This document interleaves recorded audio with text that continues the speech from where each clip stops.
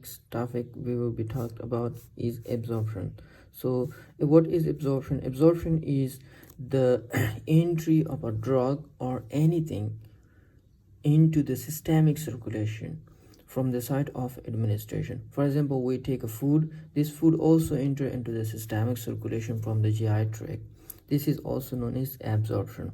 But here we in the pharmacology we will be talk about the drugs. So the entry of a drug into the systemic circulation from the site of administration. So in the last lecture we have talked about the routes of sites of drug administration, and in this we will be mainly talking about the absorption.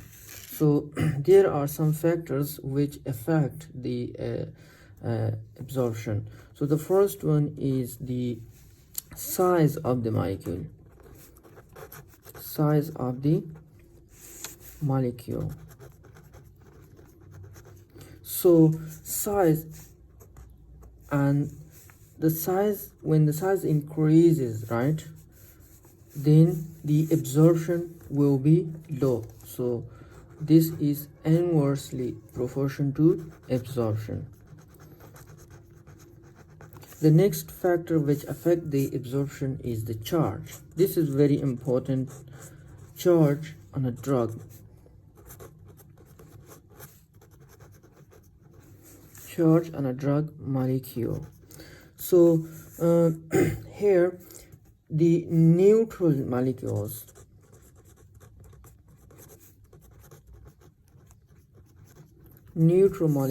mean uncharged, no charge. Uncharged will have high absorption, while charged molecule, those charged molecules, for example polar molecules, will have low absorption. And the next factor which affect the absorption is concentration gradient.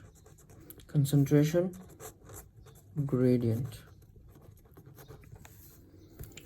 So difference in concentration gradient membrane, this is known as the concentration gradient. So greater the concentration gradient, greater will be the absorption. So high means greater the concentration gradient,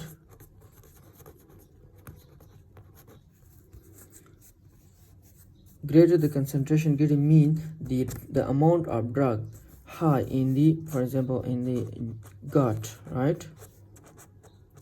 Then what the low in the circulation, right? In the circulation the concentration of a drug is low, so the absorption will be high. The absorption will be high.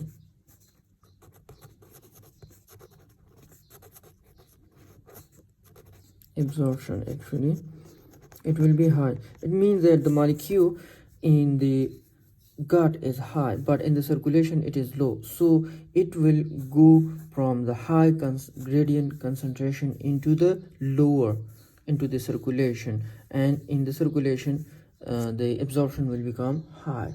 The next one is the surface area.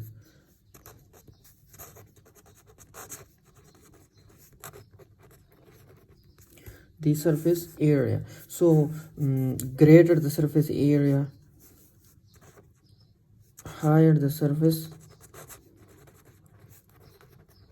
area, then higher will be the absorption. And for example, you know that the muscles,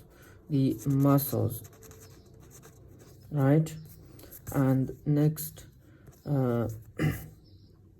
the muscles, and we will take another example. For example, the GIT, small intestine. So the surface area and vascularity. Vascularity means that the blood flow to the, so the blood, when the blood flow is high, the absorption will be high. The surface area is high, then the absorption will be high. So here I have taken two examples. One is the muscle. So the muscle have higher blood flow, so the absorption of the intramuscular injection will be high.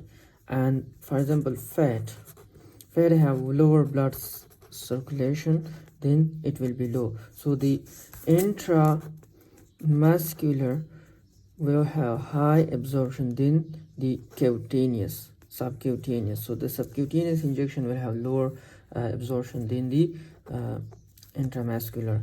The next is the surface area is high in the small intestine. So there are villi. So the villi increases the surface area, then the absorption will be high.